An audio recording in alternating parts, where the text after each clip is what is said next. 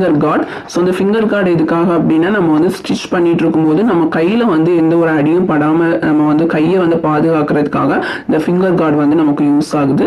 நம்ம ஸ்டிச் பண்ணும்போது இதுக்கு அங்கே அந்த சைடு வந்து நம்மளுடைய விரல்கள் வந்து போகாது. ஸோ அதுக்காக நமக்கு வந்து யூஸ் ஆகுது. அடுத்தது பார்த்தீங்க அப்படின்னா இது வந்து த்ரெட் பிளேட். இது வந்து நமக்கு வந்து ஸ்டிச் பண்ணிட்டு இருக்கும்போது நம்மளுடைய அளவுகள் இப்போ நம்ம வந்து என்ன அளவில் வந்து ஸ்டிச் பண்ணணும் அப்படின்னு மார்க் பண்ணுறதுக்கும் நமக்கு வந்து இதை வந்து யூஸ் பண்ணிக்கலாம். ஸோ அடுத்தது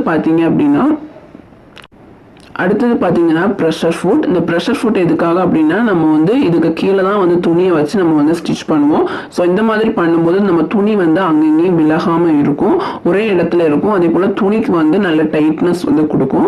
ஸோ அதுக்காக தான் நமக்கு இந்த ப்ரெஷர் ஃபுட் வந்து யூஸ் ஆகுது. ஸோ கண்டிப்பாக வந்து இந்த ப்ரெஷர் ஃபுட்டில் நிறைய வெரைட்டி உண்டு. நான் வந்து சேஞ்ச் பண்ணி ஸ்டிச் பண்ணும்போது நான் உங்க கூட வந்து அதை வந்து ஷேர் பண்ணிக்கிறேன்.